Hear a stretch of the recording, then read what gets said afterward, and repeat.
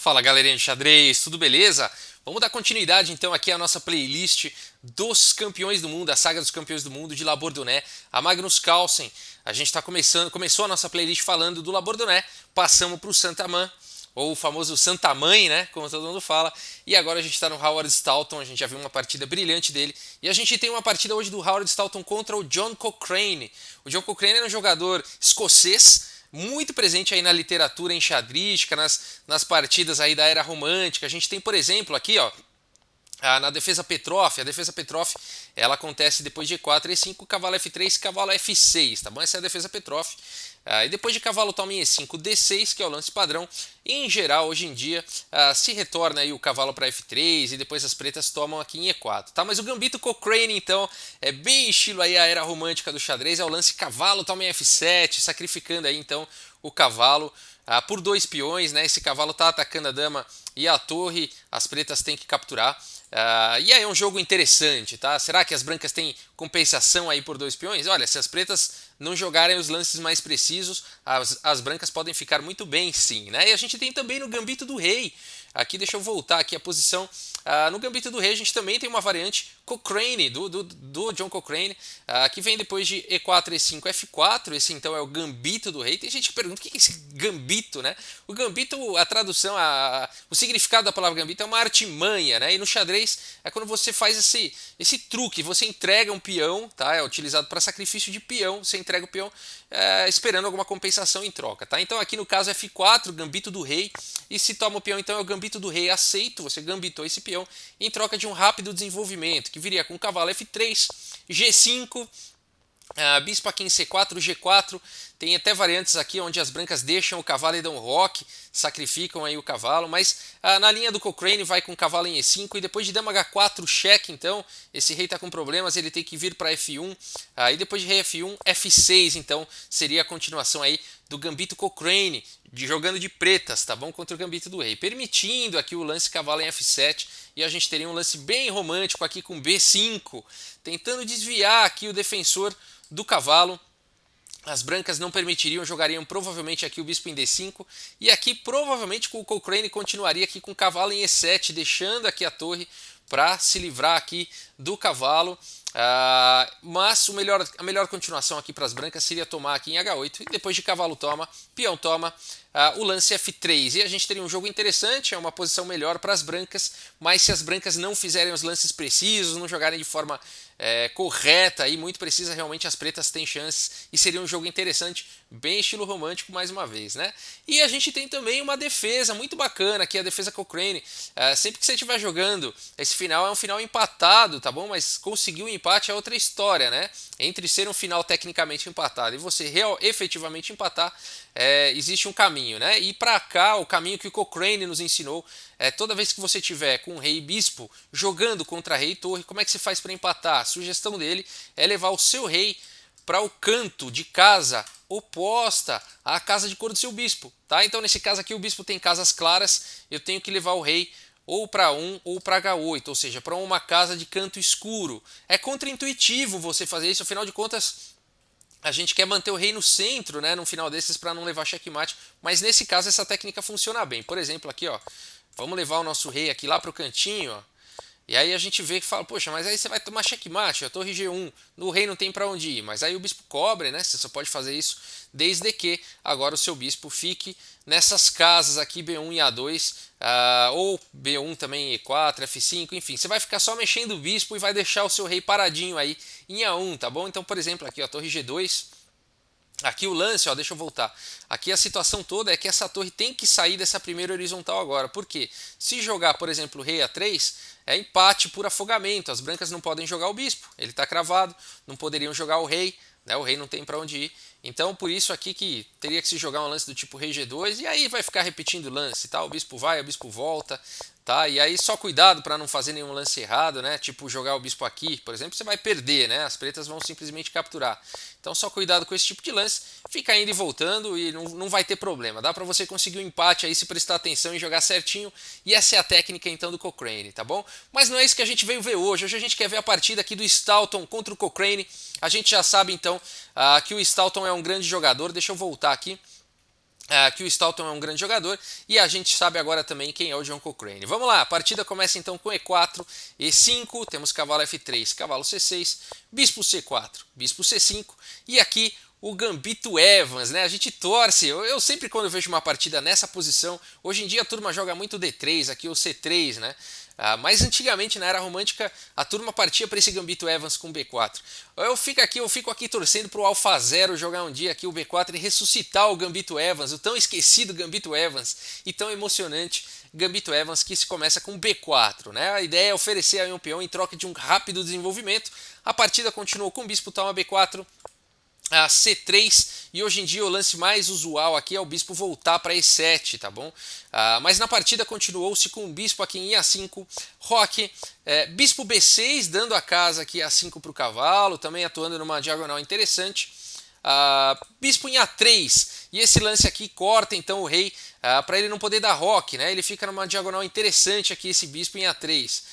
D6 então tentando bloquear aí o bispo, D4 tentando romper aí no centro, E toma D4, C toma D4 e aqui o lance mais indicado seria o bispo aqui em G4, tá bom? Para fazer uma pressão aqui em D4, cravar aqui o cavalo, por exemplo aqui ó, esse bispo G4, cavalo B D2, o cavalo está cravado, né? Esse peão de D4 está caindo, cavalo toma em D4, bispo B2 por exemplo, a gente teria uma partida interessante depois de dama F6 e uma ideia muito bacana aqui com rei em H1, com a ideia de que esse cavalo não tem mais a captura do cavalo de F3 com cheque. Então você joga um rei H1 para não ter mais cheque e agora o cavalo está cravado, tá bom? Seria uma linha interessante aí. Poderia seguir com cavalo E7, bispo E2, agora ameaçando dama em A4 com cheque e ganhar aqui o cavalo. Bispo também F3, dama A4 cheque. As pretas não poderiam nessa linha jogar aqui com C6, senão as brancas ficam ganhas depois aqui de cavalo em F3 e as brancas teriam 3 peças atacando o cavalo. E esse cavalo não tem mais ninguém para ajudar, para defender, né? O peão está cravado, não poderia jogar aqui em C5, né?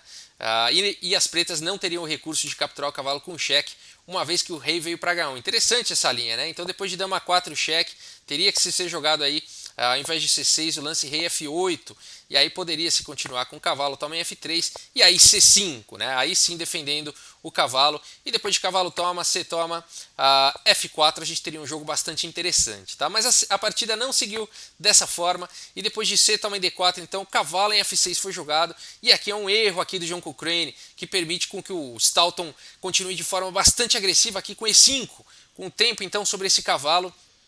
Aí depois de D toma em E5, um lance mas agora muito legal. O Staunton agora começa realmente uma sequência de lances agressivos.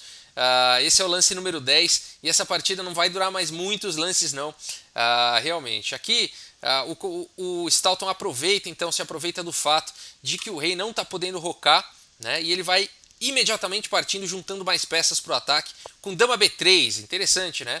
Então aqui o Staunton já entregou 2 peões, mas está com um ataque muito forte. Está atacando aqui em F7, não é muito fácil de defender aqui esse peão de F7.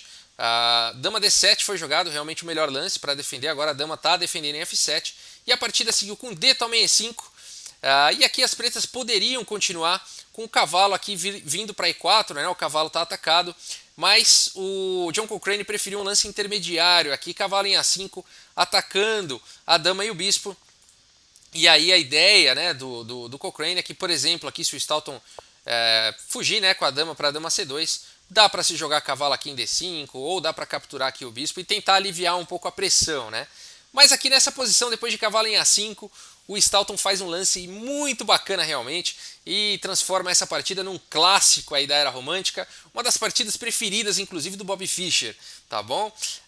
E se você quiser então encontrar esse lance, como continuar esse ataque, se aproveitando aí desse tema, né, do rei no centro, esse rei ainda não deu roque, você já deve estar imaginando, né, talvez, mas se você quiser dar pausa e tentar encontrar a continuação completa, vale muito a pena, né? O lance jogado aqui então pelo Staunton foi um maravilhoso lance aqui, ó, peão toma em F6, olha que bacana, capturou o cavalo, deixou a dama com essa ideia aqui de expor realmente o rei abriu aqui a coluna E e vai começar um ataque feroz, né? A partida continuou com o cavalo, toma em B3, aqui a dama foi perdida, foi sacrificada, né? Não perdida, foi sacrificada, e aqui não capturando o cavalo, mas sim partindo imediatamente com ataque ao rei. O objetivo do xadrez é checkmate, então o Staunton está fazendo tudo que é preciso aí para esse caminho. Torre E1, cheque, e agora o rei não tem muitas casas, né? Como a gente viu, o rei está cortado aqui pelo bispo, né? O rei só sobrou aqui a casa D1 para ele, D8 aliás. As peças não podem cobrir, né, esse cheque, a única peça que pode, não faria muito sentido cobrir com o bispo, não faria muito sentido cobrir com a dama, talvez, né, se as pretas quiserem continuar com a dama no tabuleiro. Então o rei D8 foi jogado e a partida seguiu com o bispo aqui em E7, cheque. O rei não tem para onde ir, a única casa aqui é o rei E8, né? Ou a dama sacrificar aqui, mas o Cochrane está tentando de toda forma manter a dama no tabuleiro, jogou o rei E8 então. E aqui o Staunton continua o seu ataque com F toma em G7, ameaçando capturar a torre com promoção de dama ainda, né? Então as pretas não podem permitir isso. Torre G8 foi jogado.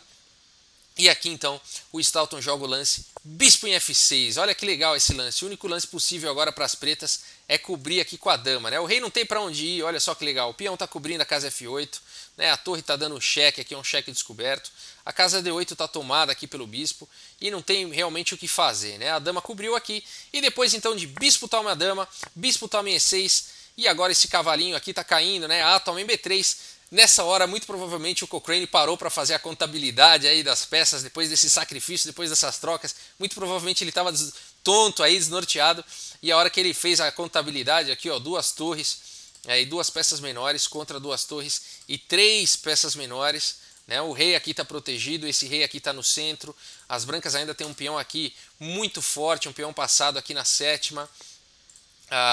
O rei continua não podendo dar roque, né? As brancas não vão ter dificuldade em vencer rapidamente essa partida. Então depois dessa posição aqui, já no lance 19, o John Cochrane abandonou a partida. A gente tem saudade, né, dessas partidas que acabavam no lance 19, 17 e às vezes até menos. Não que não possa ocorrer hoje em dia, de vez em quando acontece, né? Mas nessa época costumava acontecer com uma frequência maior, né? A era romântica, a turma ia sacrificando tudo e partindo realmente para o ataque. Uma partida fantástica aqui do Howard Staunton, como eu falei, uma das preferidas do Bob Fischer, muito bacana mesmo aquele sacrifício de dama. Vamos deixar ali na posição, ó, depois de cavalo em A5, né? Essa é a posição de ouro, o lance de ouro aqui, e toma em F6, né? Muito bacana realmente. Espero que vocês tenham gostado. A gente vai passar daqui a pouco da era do Staunton para o Andersen, né? O Adolf Andersen, um jogador fortíssimo. Você já deve ter visto alguma partida dele por aí. Se você ainda não viu, fica ligado aqui no canal. A gente vai passar então da era do Staunton, onde ele era o número 1 do mundo, para o Andersen, tá bom? Dando sequência aí na nossa playlist, a saga dos campeões do mundo. Pessoal, mais uma vez, muito obrigado aí pela audiência. Um grande abraço para todos vocês e até a próxima, gente. Valeu!